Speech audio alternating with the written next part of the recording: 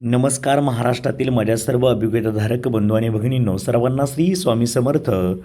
आपण जर पाहिलं तर समांतर आरक्षणामध्ये विचार जर केला तर अंशकालीन कॅटेगरीचं मेरिट नक्की किती लागतं असाही प्रश्न विचारला जातो. एकंदरीत आपण मागील वर्षीचं रेकॉर्ड चेक केलं असता आपल्याला असं पाहायला मिळतं की विदाऊट इंटरव्ह्यूसाठी याच अंशकालीन कॅटेगरीचं मेरिट जर आपण चेक केलं तर केवळ 20 गुणांचं मेरिट लागल्याचं आपल्याला या ठिकाणी पाहायला मिळतं आहे. त्यामुळं असं काही नाही की तुम्हाला अगदीच 100पेक्षा जास्त मार्क्स पाहिजे, 150पेक्षा जास्त मार्क्स पाहिजेत.